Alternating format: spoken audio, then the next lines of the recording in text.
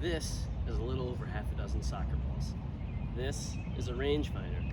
And this is a crudely constructed video aiming to help your understanding of how far I can kick different soccer balls at different PSI levels.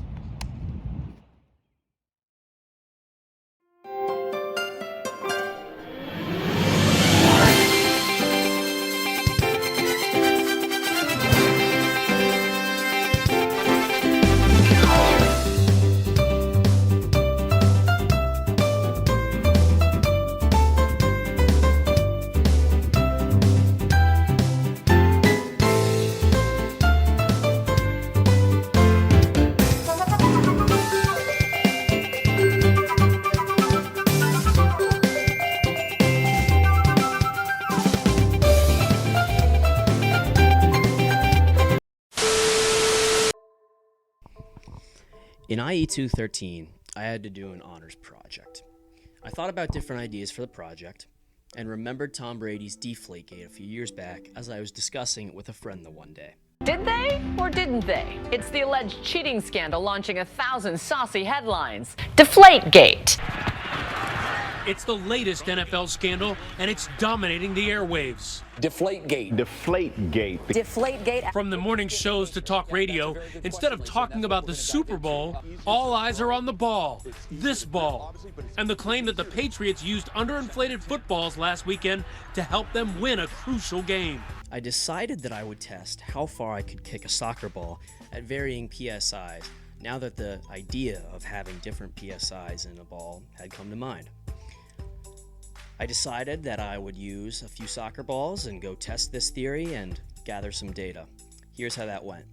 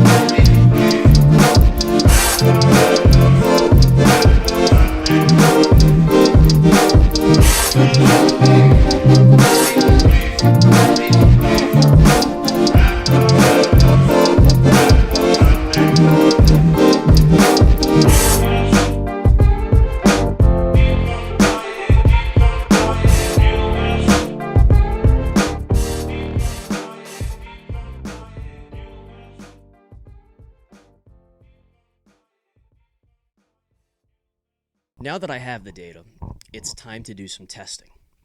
For this test, I'm using a null hypothesis of mu1 is equal to mu2, and an alternative hypothesis of mu1 is greater than mu2. This is essentially saying, for the null hypothesis, that the averages are going to be the same in each group. Whereas with our alternative hypothesis, we're making a claim that in the first group with the 12 PSI, that the average is going to be larger. I'm constructing this with a 95% confidence 95% level of confidence in mind.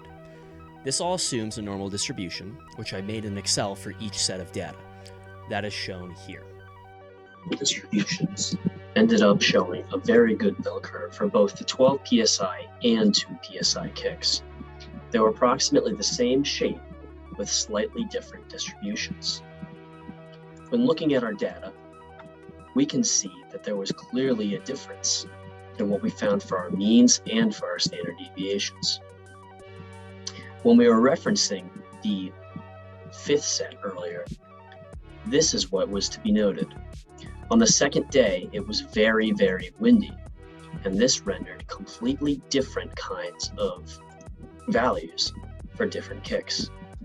For the first 4 kicks for each PSI, the first total 8 kicks that is, I was kicking into the wind, which gave me these values, all very high, whereas the second 8 kicks for each value were relatively low because they were going into the wind.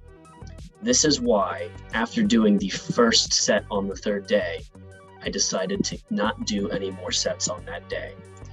So the first 4 sets were on the 1st day, the second set was on the 2nd day, and the final 3 sets were on the 3rd day.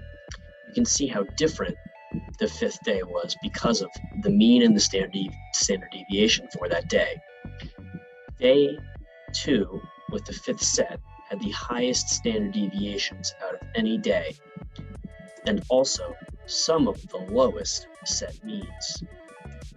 All in all, after doing all of the statistics, it was found that N1 and N2 were both 64, which is good as we wanted an N value of 30 for each. Our standard deviation for 12 PSI was 9.5. Our standard deviation for 2 PSI was 10.31. And X bar 1 and X bar 2 were 78.94 and 69.28 respectively.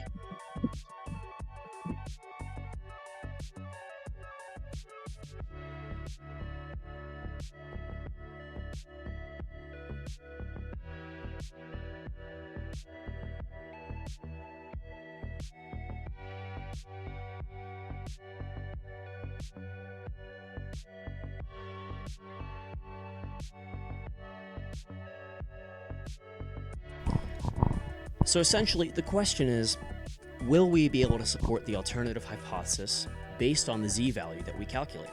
Let's see. Here is us plugging in the data. Using the formula we got earlier, we're going to get a z-value of about 5.58. On the z-table, which is shown here, a value of 5.58 is above our max value of 3.4. This means we're going to get a value of nearly 1.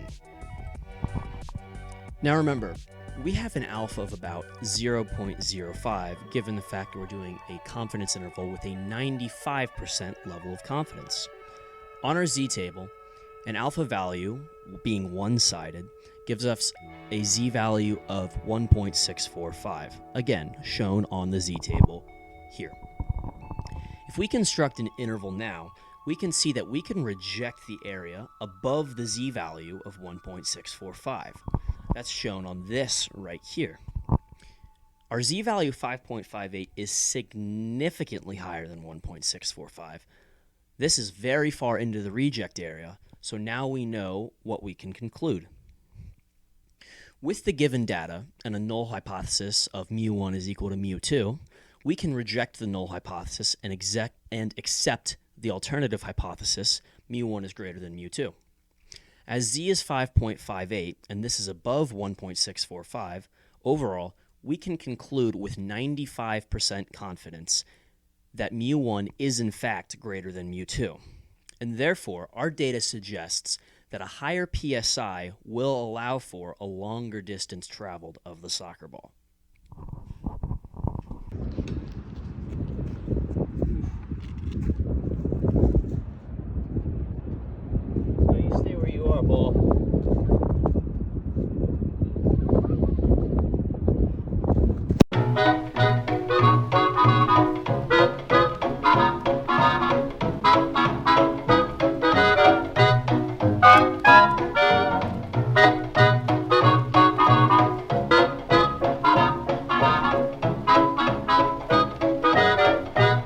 Bye.